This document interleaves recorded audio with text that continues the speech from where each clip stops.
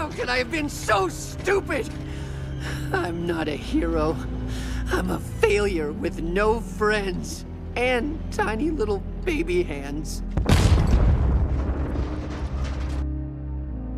I have failed far more times than I've succeeded. Far more. You will never succeed more than you fail. That's not how it works. You know why? Because failure is a wonderful teacher.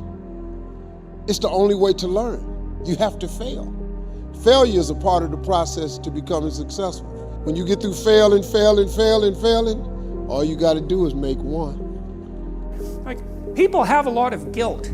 You don't have to scratch very far beneath the surface of most people's lives before you find something truly tragic. I mean, you know, your mother has Alzheimer's, or your best friend committed suicide, or you have a close relative with cancer, you have a sick child, or, you know, there's something wrong with you, because almost everyone has at least one really terrible thing wrong with them.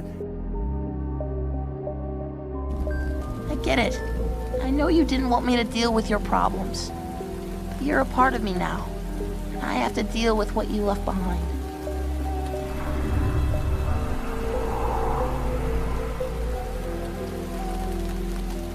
What I try to do is just try to be still and understand that things come and go, emotions come and go.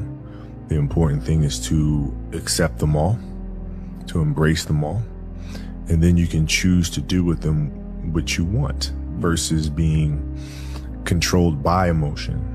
You know, a lot of times I've seen players, even myself, you know, when I was younger, being consumed by a particular fear, and to the point where you're saying, okay, nah, it's not good to feel fear. I shouldn't be nervous in the situation, like, nah.